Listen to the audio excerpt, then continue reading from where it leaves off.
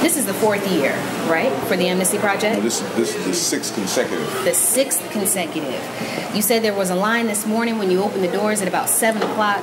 Tons of people outside right now. It's obvious that there's a need for this project. Can you talk a little bit about what it does help to do for these residents? Well, at the St. Louis Metropolitan Area Amnesty Project offers citizens an opportunity to re-engage the courts without the fear of having to be arrested and then having to post what could be a $300 bond. So through this project, they're able to come in, pay a small processing fee, then they receive the amnesty voucher.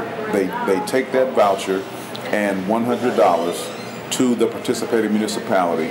They will then lift the warrant and give them another court date. When they return to court, the $100 will be applied to their fine or to their court costs.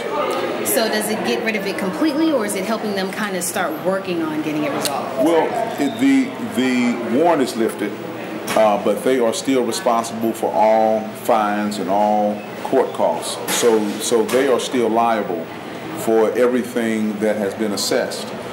This way, they don't have to go to jail. They don't have to post a much higher bond. For some people, they will be able to keep their jobs, and for some people, they will be able to get a job. Because if you work for a reputable company and you have outstanding warrants, if you miss 3 days of work, you're fired. If you have outstanding warrants, you cannot become gainfully employed.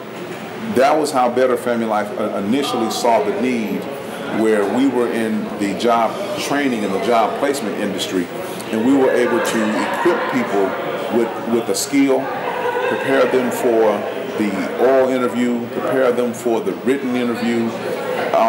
Some would be hired only to show up, work a couple of days, and then be called to HR. We can't keep you on because you have outstanding warrants. So after seeing this for about 3 years, we asked ourselves, is there something that could be done? So we petitioned many judges, and they thought that the amnesty program was a good one. And so now we're able to help individuals become gainfully and meaningfully employed.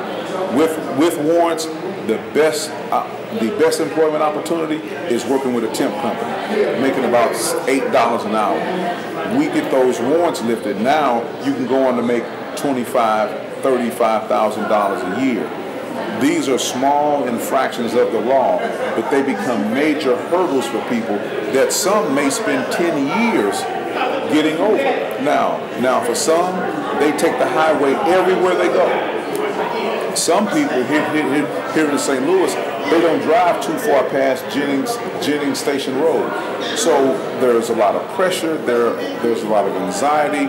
Having outstanding warrants has broken up families where the man cannot get a job because he has outstanding warrants. Now you have friction with him and the mother, so now they split up.